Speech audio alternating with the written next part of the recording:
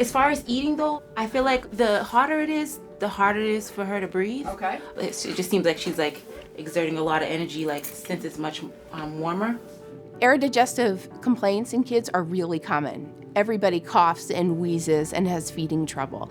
And there's no child that wouldn't benefit from somebody taking a look at that interaction between the GI tract and the lungs. It's usually a constellation of symptoms, and that's why the Aerodigestive Center is so wonderful, is because we bring in a constellation of providers to really assess all of these different concerns and come up with a game plan and give the parents the tools and the education that they need. When all of us are able to work with the family on the same day, in the same clinic, we can come up with a plan to reduce any of their fear, to explain things, to talk about things, and they leave the clinic a little more at ease and a little more comfortable knowing that they have a team that's there to take care of their child. Let's see, can we see? Oh, is that good? Good job, you're doing a great job. Oh, little gag, that's okay. Yep. Boston Children's Hospital is the only aerodigestive center nationally that has a motility focus. And one of the things that makes us different is that research is a big part of what we do. And one of the areas where we've really pushed the envelope is in feeding children who have pulmonary problems. When you look at the national guidelines for how to manage patients, all of those guidelines are based on research that we've done here.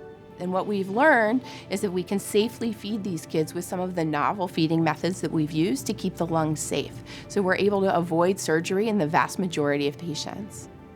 A lot of the work we do in the Aerodigestive Center is determining how best and what can we feed the child. Our goal is to keep all kids eating by mouth as long as it's safe. Unfortunately, sometimes they have aspiration where food goes down into their airway, and it isn't safe, so we have to modify their diet. Some kids may not be able to take any liquids, but they can take smooth purees or learn to chew and eat solid foods. Some kids can take liquids, but we have to make them thicker, and then it's up to us to work with the family to teach them to eat and to make that connection that feeding is pleasurable and fun and something that they want to do. He's doing great. Such a big day for him. Para todos. For everybody. For everybody, yep. Something that, parents say to us constantly is, to finally have an answer feels so good, and to know what to do with their baby to go forward is very satisfying to parents and families. Feeding is a really big part of life. And when we see kids who can't feed, or when they can't eat table food that everybody else is eating, it's heartbreaking.